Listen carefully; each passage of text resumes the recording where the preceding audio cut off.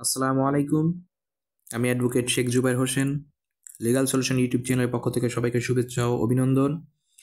আজ আমি রেকর্ড সংশোধনী সম্পর্কিত বিষয় নিয়ে আলোচনা করব। আমরা বোঝার সুবিধার্থে একটি ডেমো তৈরি করেছি। ডেমোটি আমরা দেখিয়ে দেই। তো প্রথমেই আমরা লিখেছি বিক্রেতা, এর পরের ধাপে রয়েছে ক্রেতা, ঠিক আছে? এর পরের ধাপে রয়েছে ক্রেতা এবং লাস্টে রয়েছে জবরদখলকারী। অর্থাৎ বিক্রেতা তার এক্স নামক ল্যান্ডটি দলিল মূলে 1 একর জমি বিক্রি করেছেন।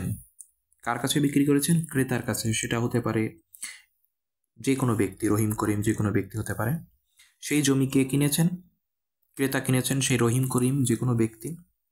তিনি এই এক্স ল্যান্ডটি কিনেছেন সাবকবলা দলিলে রেজিস্ট্রি করে নিয়েছেন, কিন্তু তিনি কিনেছেন সিএস এবং এসএ রেকর্ডের উপর ভিত্তি করে। পরবর্তীতে তার নামে কিন্তু যে হাল রেকর্ড সেটা কিন্তু হয় নাই, অর্থাৎ যে আরএস বা বিআরএস রেকর্ডটি হওয়ার কথা ছিল সেটা কিন্তু তার নামে হয় নাই।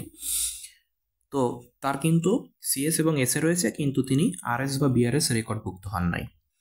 তো আরএস বা বিআরএস যে রেকর্ডভুক্ত কে হয়েছেন? জবরদখলকারী ব্যক্তি।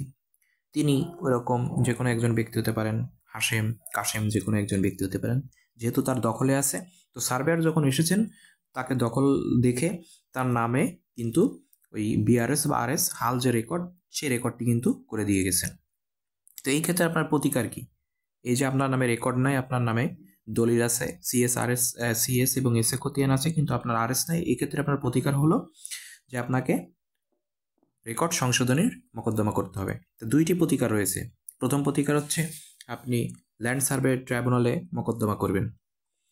আপনাকে ল্যান্ড সার্ভে ট্রাইব্যুনালে মোকদ্দমা করতে হবে যে আপনার যে খতিয়ান, সেই খতিয়ানটি আপনার নামে হওয়ার কথা ছিল কিন্তু ভুল করে অন্য একজনের নামে হয়ে গেছে। অর্থাৎ যখন ফাইনাল গেজেটটি প্রকাশিত হবে, ওই ফাইনাল গেজেটে সংক্ষুব্ধ হয়ে আপনাকে পরবর্তী 1 বছর এবং অতিরিক্ত আরও 1 বছর অর্থাৎ 2 বছরের মধ্যে আপনাকে ল্যান্ড সার্ভে ট্রাইব্যুনালে রেকর্ড সংশোধনী মোকদ্দমা করতে হবে। এখন আপনারা যদি 2 বছরের মধ্যে যদি আপনি মোকদ্দমা করতে ব্যর্থ হন, তাহলে আপনার বিকল্প যে প্রতিকার সেটি হচ্ছে আপনি খতিয়ান অশুদ্ধ মর্মে ঘোষণার মোকদ্দমা করবেন। এটি করবেন সিভিল কোর্টে। অর্থাৎ আপনি যদি ল্যান্ড সার্ভেতে মোকদ্দমা করতে না পারেন, তাহলে সিভিল কোর্টে আপনি খতিয়ান অশুদ্ধ মর্মে ঘোষণার মোকদ্দমা করতে পারবেন। এই দুটি প্রতিকারের মাধ্যমে কিন্তু আপনি আপনার কাঙ্ক্ষিত যে ফলাফল, সেই ফলাফল কিন্তু আপনি পেয়ে যাবেন।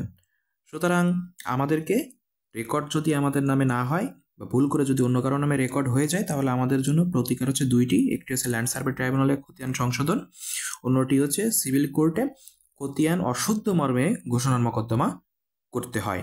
তো আজ এ পর্যন্তই। ভালো থাকুন, সুস্থ থাকুন। আল্লাহ হাফেজ।